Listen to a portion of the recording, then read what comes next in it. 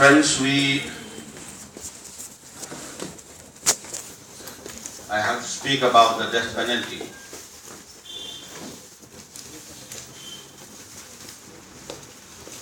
Which is part of the legal system, penal system of this country. But let me tell you in the beginning that the change that we want to see cannot be brought unless the system is changed.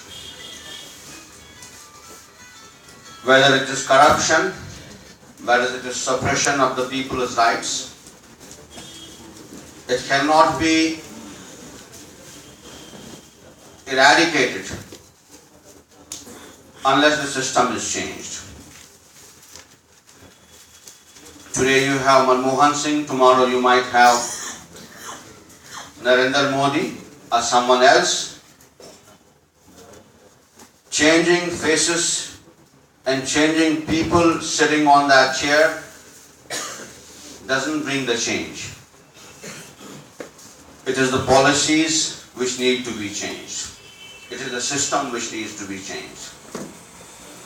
This repression and brutality is in the system. This corruption, corruption is not somewhere in the vacuum, it is in the system. This system is corrupt. So unless you change the system, you can't get rid of the corruption. You can't get rid of those corrupted people. It is not people, it's not one person. You get rid of him and then you get rid of corruption. It is not that. It is inbuilt in the system. So unless you change the system, you cannot get rid of this. Tomorrow there will be someone else doing the same thing. You see, the law in this system is an instrument of oppression, an instrument of exploitation. We are talking about Operation Green Hunt. In fact, the state has declared war against the Adivasis the day after the independence, so-called independence. The state declared forests and natural resources a national, property. The property which belonged, these forests, they were dwelling places of these Adivasis. It was their, house. The moment you declare it a national property, you actually devoid them, devoid them of their rights to that property. So you declare war against it. Similarly, in very beginning in 1947 itself, in the beginning of 48, Telangana was attacked. You remember that, police action, which was actually the arms, it was an attack by army on the people of Telangana. So it is nothing new.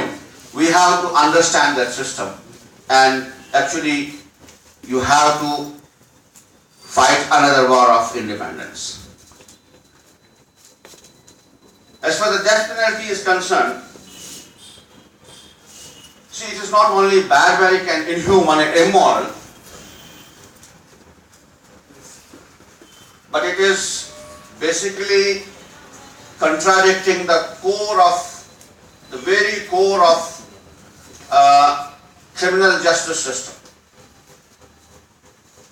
It contradicts that.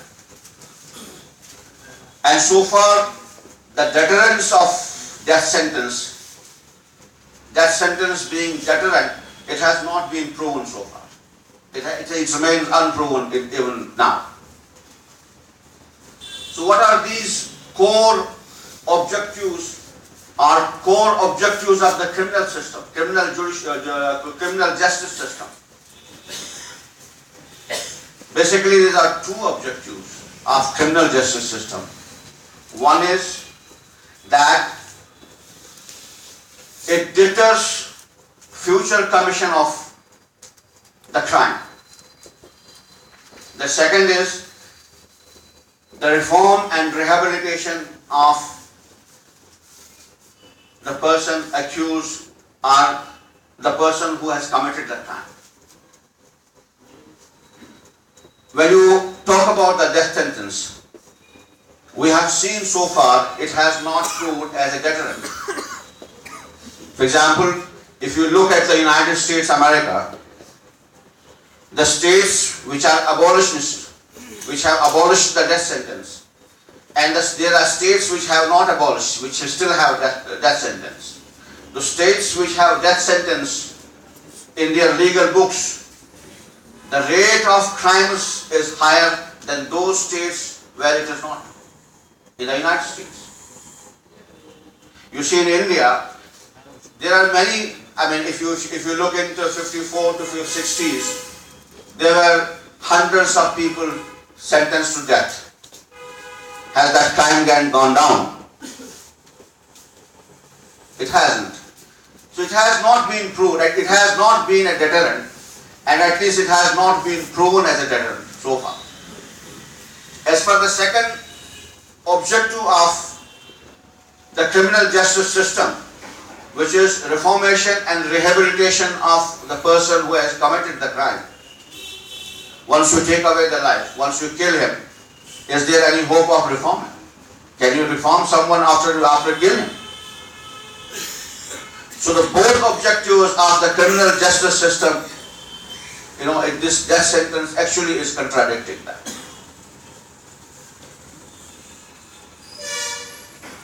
And when you see it in Indian scenario, people say that until that this punishment is in the books of law, in the statute, judiciary has to use it. First, as I say, the whole system is corrupt, and the judiciary is part of that system. And we all know the biases, the discrimination, and the corruption in the judicial system. But you still, when you take that the whole issue in the scenario, in Indian scenario, the law of the land says that for awarding death sentence, there are two categories at least, two principles which you have to observe.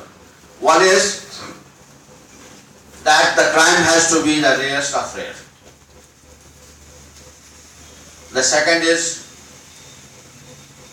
that you have to prove the guilt of a person beyond the reasonable doubt. See, when this rare of the rare is not defined, what is a rare, what crime is rarest of the rare.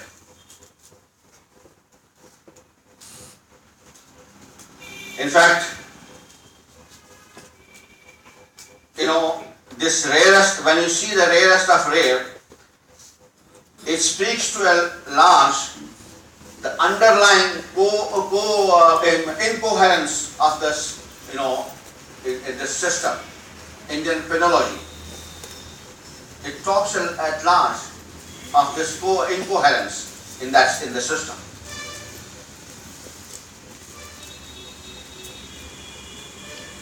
This requirement is because there is a rule of because there is a ruling of Supreme Court. When Supreme Court upheld the legality of death sentence in one case, then this principle came up that it should be rarest of the rare case. Justice Bhagwati was one of the judges in that panel of judges. Justice Bhagwati opposed it vehemently. He gave many arguments. One of the arguments was that actually he said, and I quote him, he said that it is unconstitutional, it is actually constitutionally flawed. And he said that now the question may be asked by the accused, am I alive am I to live or die, depending upon the way in which the benches are constituted from time to time. So it depends, actually what he says that it depends on the whims and fancies of the judge. Judge has to decide what is rarest of the rare and what is not. And we have seen it in recent days. If you see the recent judgments of different courts, you see Khairlanji,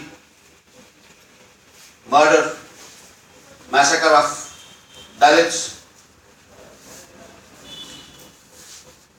The accused were given death sentence by the trial courts, but High Court did not. High Court turned it. Similarly, you have, recently that Bihar judgment where more than 56 people were massacred and they were given death sentence by the lower court, but now High Court reverses the judgment. Then you have peasants from Bihar. The case is still in the Supreme Court. Again, they got the death sentence from the lower court, High Court, and from the trial court, High Court, and the Supreme Court. And it reminds me when APJ Abdul Kalam was the president of this country, he had commented on this. He had said, why is it that it is only downtrodden, economically backward, downtrodden and minorities who are awarded death sentence? So when you leave this decision of rarest rare to the whims and fancies of the people who are sitting on the bench and deciding the fate of a person and deciding whether he should die or live, then this will happen. So this is the principle of rarest of rare. So how do you decide that a crime is rarest of rare? The second thing is that you have to prove the guilt of a person beyond the reasonable doubt.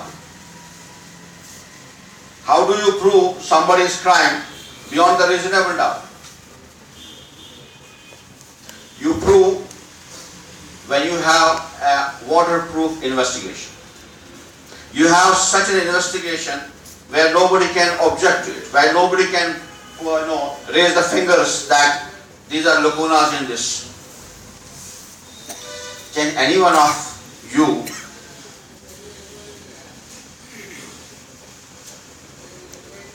tell me of a case where police had fairly investigated? Any case on which you cannot raise the finger? Any case where investigation did not suffer the prejudices and biases? And when it comes to the death sentence, we have very recent examples. People who are on death row right now. You have,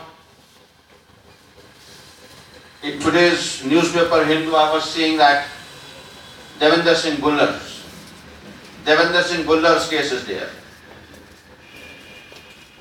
Devinder Singh Bullar has been given death sentence on the basis of his confession statement under TADA.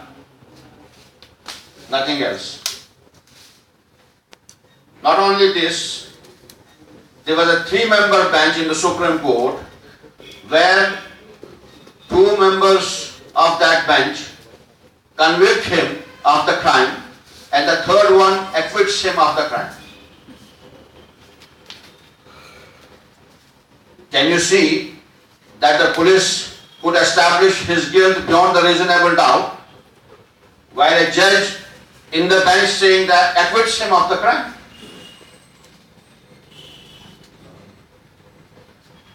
there are two reasons only.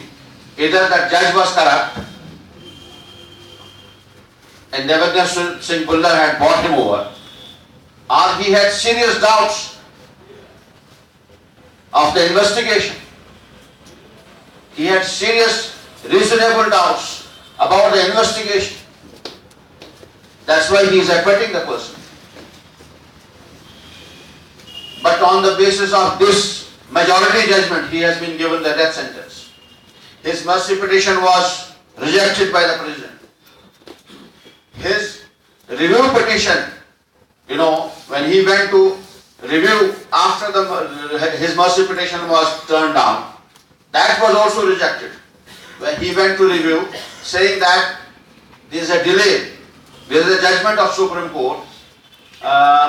It's I think some Ban versus Gujarat after 1989, I think, where it says that inordinate delay in execution is sufficient ground for the commutation of death into life. Justice Mr. Bhullar had gone to the court saying that there has been inordinate delay, and you can't punish a person for a crime twice, even if you establish the crime. He had served a life sentence almost, but the Supreme Court still rejected his review petition. Now I think he has again filed it after this recent Supreme Court judgment, where it has again said that delay is a sufficient ground for commuting the death sentence. Now you have this kind of investigation. Then you have this Rajiv Gandhi case. People accused of Rajiv Gandhi's assassination. You see, one of them, the youngest of them, is Perere from Tamil Nadu. He has been sentenced to death on the basis that he was asked to buy one battery, pencil battery. And it has been proved that he didn't know why people are asking me what for this battery is.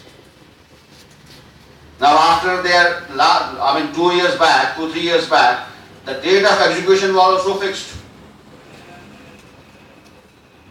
Now it is being reviewed again.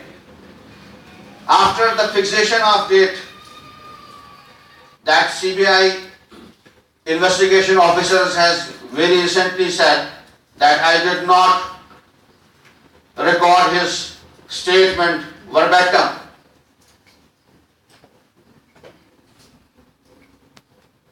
These are the loopholes. And if you go, Afzal Guru's execution last year, the way it was done, first I will show you the investigation, the kind of investigation was done. I will not go into details. You see, about the whole investigation, Delhi High Court. You see the Delhi High Court judgment. Delhi High Court judgment says, and I quote it, that police has fabricated the evidence. These are the words. Police has fabricated the evidence. Police has forged the documents. And you send a person to gallows, you kill him on the basis of forged documents, fabricated evidence.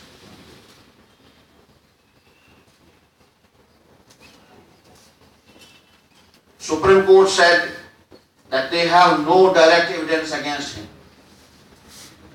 They have some circumstantial evidence. What are those circumstantial evidence? If you go into those circumstances, you find that those circumstances are against Afzal on the basis of prejudice, on the basis of that he had no lawyer to defend him in the trial court. One of the circumstances says that the circumstance which Supreme Court says it goes against him is that he identified the bodies of those 5 people who were killed inside the parliament. And Supreme Court says that nobody had contested the person who deposed against Afzal in the court, in the trial court. Tell me, there are lawyers sitting here, very eminent lawyers are sitting here, who would have gone and contested this person who deposed against him when he had no lawyers. And this cross-examination needs, especially in the criminal law, needs a special training. One needs to be trained in that, in the criminal law, only then he can cross-examine. Was Supreme Court asking Afzal to do that? In fact, the trial court had done that. Trial court asked Afzal to do that. Had no lawyers. And if you see the 313 statement of Afzal in the trial court, he denies it categorically. He says, no, I haven't identified anybody. Afzal is contesting the truth of it. Afzal is contesting the witness, the person who deposed against him. What does Supreme Court mean when it says that it was not contested? And you know the person who had deposed in the court, whose words were taken as a gospel truth to take the life of a person. This was Inspector H.S. Gill, who deposed this, that Afzal identified the bodies. But this Inspector H.S. Gill was such a truthful person that he was behind the bars for the charges of corruption while the trial was still on. On the basis of the lies of a corrupt person, you have hanged a person. This is the system. This is the kind of, foolproof. This is the kind of, system this is how you prove the guilt of a person beyond the reasonable doubt. Now you see, there are a lot of people I have heard that draw parallels between India and America. And India is actually blindly following the systems which they are giving away, India is adopting in education, in whatever. Now, it was democratic, socialist republic, it has now become a capitalist country.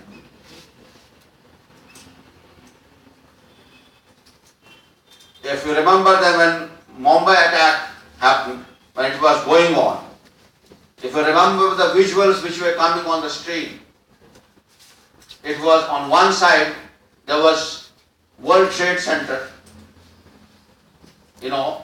burning and getting, coming down. On the other side, there was Taj Hotel, which was being shown on the screen. Just to sort of, incite people's emotions.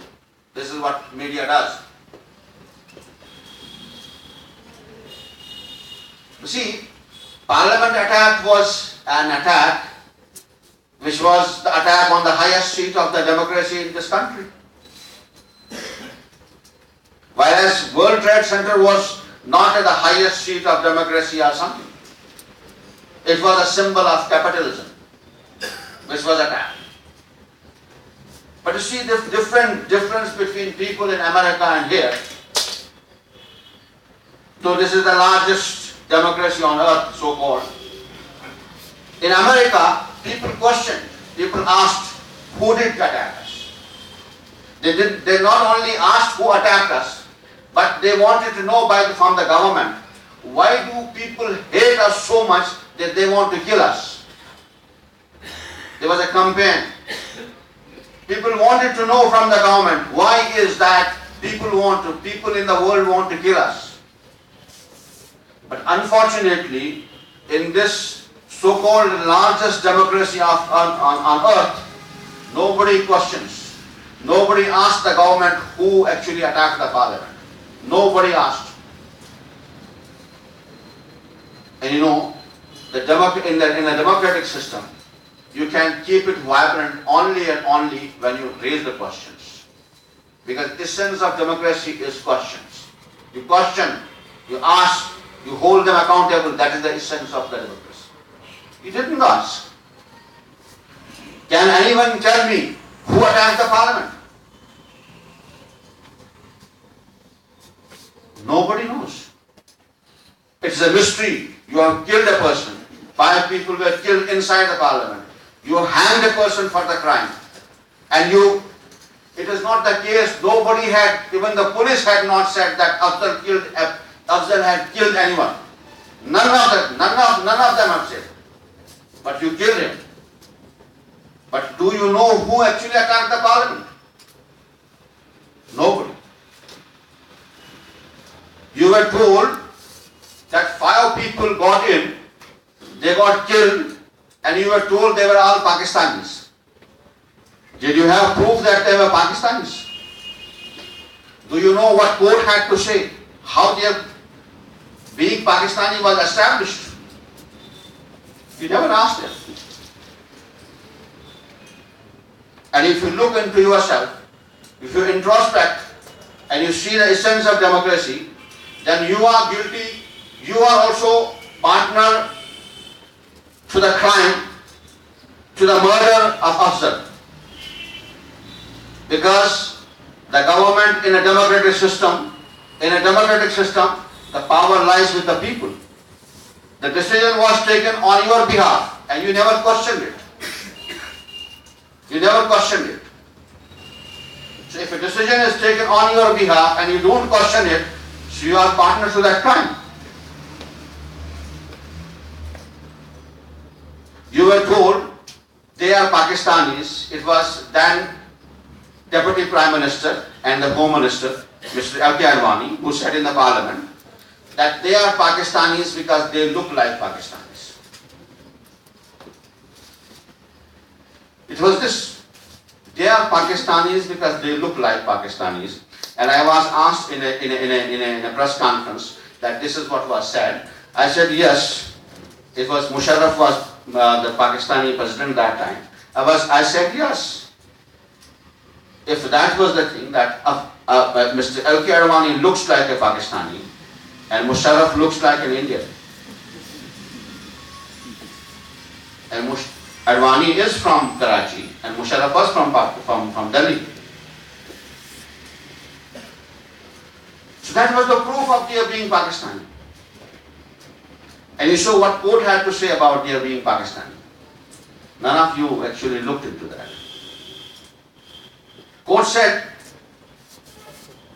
since nobody claimed their bodies in India, therefore they are Pakistanis. If you look into daily newspapers in Delhi, there are everyday newspapers in national dailies. There are advertisements given by the police about unidentified dead bodies. When I was asked that, nobody.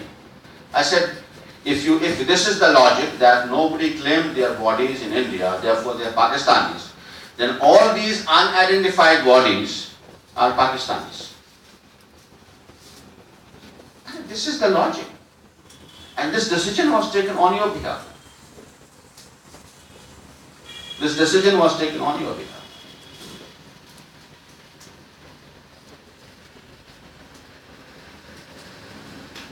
And how it was implemented, how Afzal was killed, how systematically, if you see that systematically how he was denied justice. He had no lawyer. Law of the land says that if a person cannot afford to have a lawyer to defend him in the court, it is duty of the state to provide him a lawyer of his own choice. This is what law says. He was not given a lawyer. If you go and look into the records of the court, he had given names of 5, 6 lawyers. None of them was provided to him. None of them was provided to him.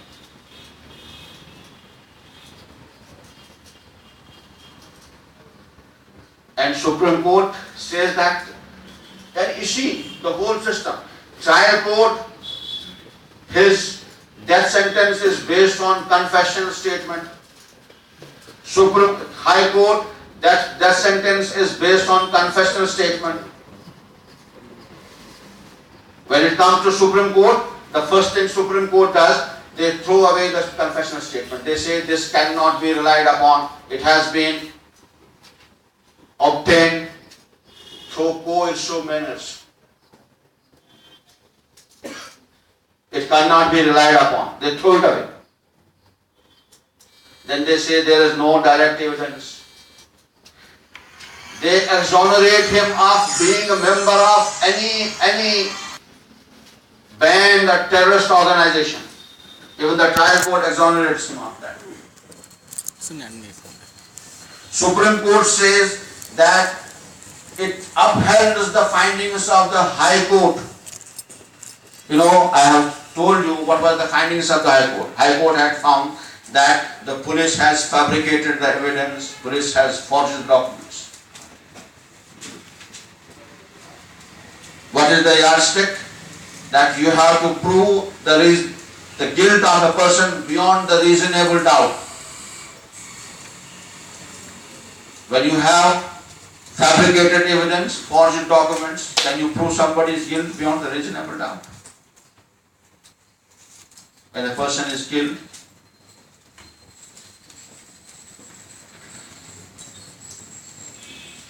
and this is done in your name. It reminds me again, you see, Maqbool Bhatt in 1984 was again hanged in the Tihar jail.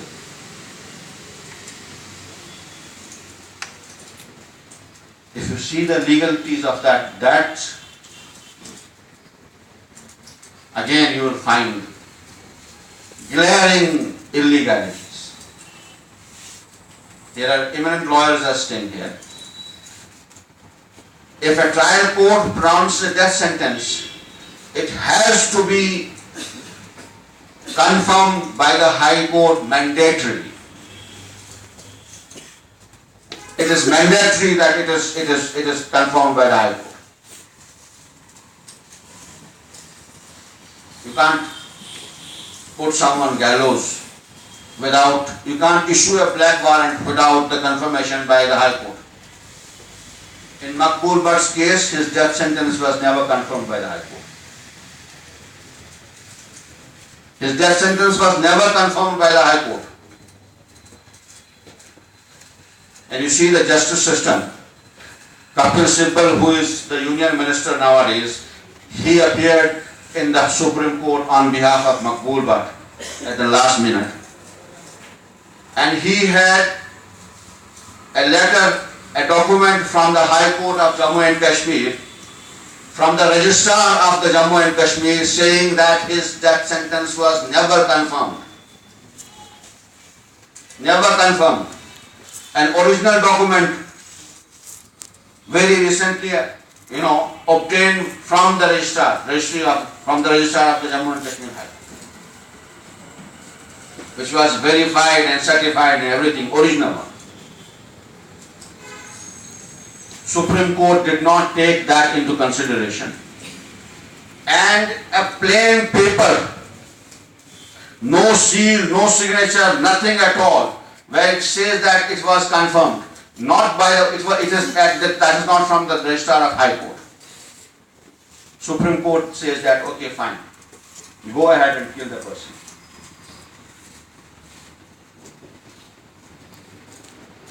Again, these all crimes, if you don't look, if you don't ponder about it, if you don't react to it, if you don't, raise your voice against these crimes, you are partner in these crimes, because everything is done in your name. Decisions are taken on your behalf, because you say that this is the largest democracy, and you are the basic source of power. They are ruling on your behalf. So these are the things, Can you have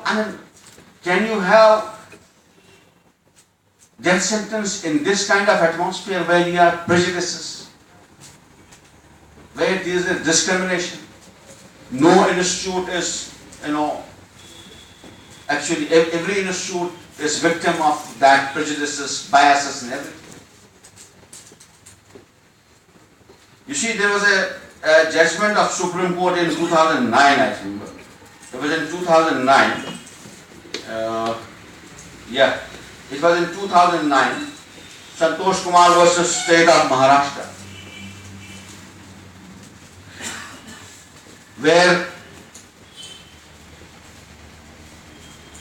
Supreme Court gave the ruling again about a previous judgment of the Supreme Court where 13% were given death sentence, and this new bench says that this was based on ignorance of law. The people were convicted wrongly, and you say by the time this judgment comes, 2 of them were already hanged. 2 of them were already hanged by the time this judgment came. It's 13 people.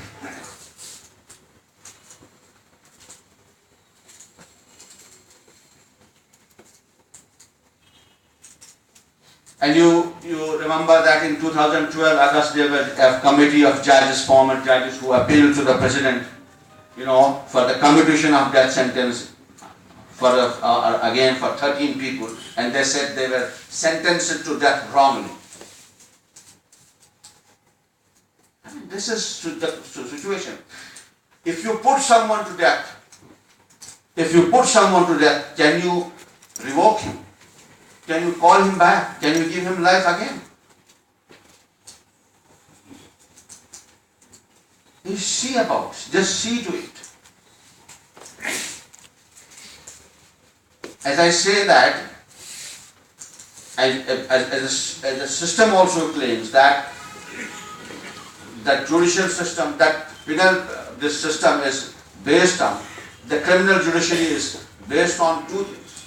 As I said, deterrent and reformant. As it has been proved that if it has not become a deterrent, if you kill someone, it doesn't become the reformant. Then what is that? It is retribution. Vengeance. You kill someone in vengeance.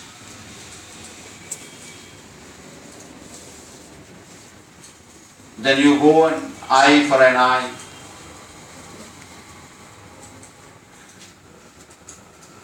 And the whole system goes,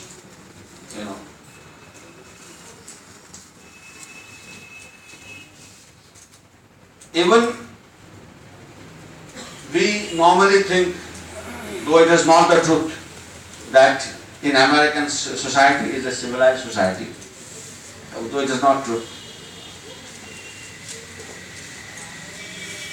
But if you look at the figures, when Justice Bhagwati in that case, when in that bench, who was part of that bench, when this legality of the death sentence was upheld by the Supreme Court, he actually talked about this irrevocability of this person. If you put someone to death, he can't be recovered. He gave the figures. He talked about the United States, American states.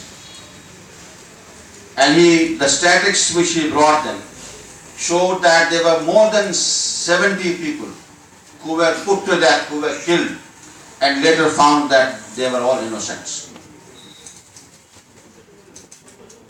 It is part of that judgment. Now you see, it is a system, an investigation system which we regard very high. And we know what kind of investigation system you have here. Seeing all these things, do you think there is a place for death sentence in this system? The world is abolishing the death sentence. But there is a trend, if you see last few years, there is a trend that courts are pronouncing death sentence very frequently. Very frequently. And that public also goes to berserk at times, like when this Delhi gang rape happened in 2012 December, then everybody was, calling for the death sentence. People in the parliament and outside the parliament, everybody was saying death, death, death penalty. You are aware of the system, you are aware of your system. As was said earlier, why was TANDA enacted? And how it was used. These laws, these things always are, they are used as an instrument of oppression against the people.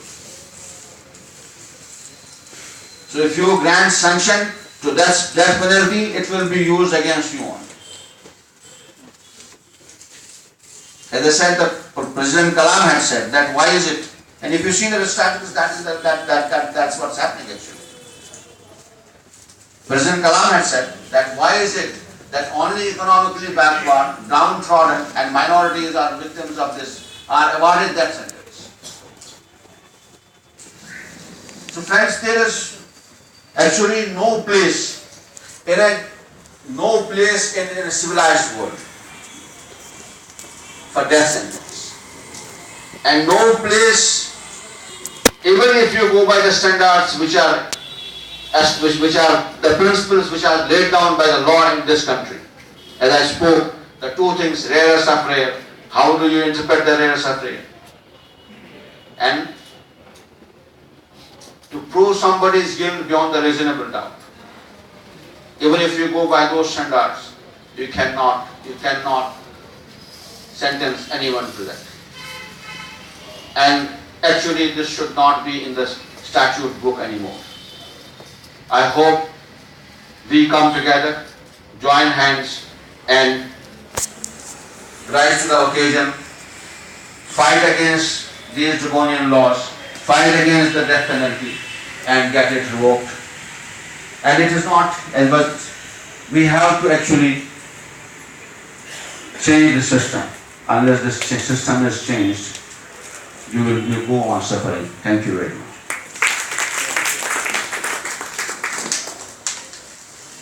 ಗಲ್ಲು ಶಿಕ್ಷೆ ಯಾವ ರೀತಿ ದುರುಪಯೋಗ ಆಗ್ತಿದೆ ಮತ್ತು ಪೊಲೀಸ್ನವರು ಸೃಷ್ಟಿಸಿದ ಸುಳ್ಳು ಸಾಕ್ಷಿಗಳ ಮೇಲೆ ಅಮಾಯಕ ಜನರನ್ನ ನೇಣಿಗಂಬಕ್ಕೆ ಯಾವ ರೀತಿ ಕಳಿಸಲಾಗ್ತಿದೆ ಅಂತ ಗಿಲಾನಿ ಅವರು ಬಹಳ ಸ್ಪಷ್ಟವಾಗಿ ನಮಗೆ ತಿಳುವಳಿಕೆ ಕೊಟ್ಟಿದ್ದಾರೆ.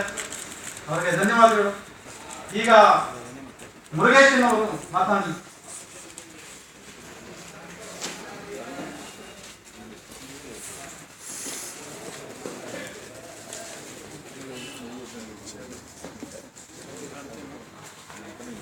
ಮುರುಗೇಶನ್ ಅವರು ತಮಿಳುನಾಡಿನ ಸಿಪಿಎಸ್ಸಿ ಎಂಬ ಮಾನವ ಹಕ್ಕು ಸಂಘಟನೆಯಲ್ಲಿ ಕೆಲಸ ಮಾಡಿದ್ದಾರೆ.